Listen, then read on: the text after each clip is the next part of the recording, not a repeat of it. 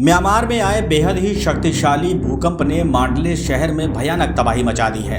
7.7 तीव्रता के ताकतवर भूकंप ने मांडले को पूरी तरह से बर्बाद कर दिया है। समाचार एजेंसी रॉयटर्स ने स्थानीय लोगों के हवाले से बताया कि शक्तिशाली भूकंप के बाद बड़ी संख्या में इमारतें धराशायी हो गई हैं। लगभग 16 लाख की आबादी वाला मांडले वही शहर है जहां पर कभी ब्रिटिश साम्राज्यवादी हुकूमत के दौरान नेताजी सुभाष चंद्र बोस को लंबे समय तक कैदी बनाकर जेल में रखा गया था।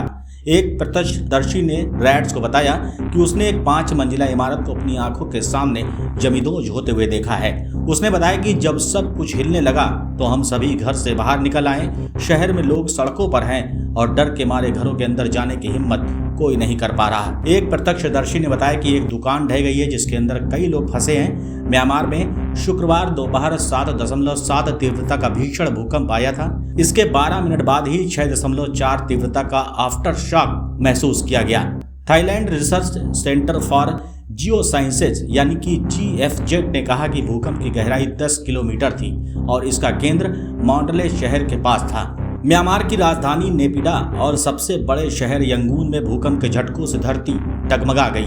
रिपोर्ट के अनुसार मांडले में भूकंप का व्यापक असर हुआ है। शहर में कई इमारतें जमींदोज हो गई हैं। मांडले और यंगून के बीच की कई सड़कें क्षतिग्रस्त और टूट गई हैं। म्यांमार की सेना ने देश के मध्य भाग में आपातकालीन स्थिति घोषित कर दी है। इसमें मांडले और राजधानी नेपिडा शामिल हैं। इसके अलावा सागाइंग, बागो, मैगवे के साथ पूर्वी ईशान राज्य में भी आपातकाल घोषित किया गया है। इरावदी नदी के तट पर बसा मांडले शहर म्यांमार की सांस्कृतिक और धार्मिक राजधानी है। यहाँ लगभग 16 लाख लोग रहते हैं। यहाँ बौद्ध मठ है और एक विशाल महल है जहाँ से कभी राजाओं ने देश पर शासन किया था। पूर्व रॉयल पैलेस में म्यांमार के राजा रहते थे जिसे तब वर्मा के नाम से जाना जाता था। 1885 में ब्रिटिश साम्राज्यवादियों ने इस पर कब्जा कर लिया और अंतिम राजा को निर्वासन में भारत जाना पड़ा। ब्रिटिश काल में मांडले भारतीयों पर अंग्रेजों की अत्याचार का प्रतीक बन गया था।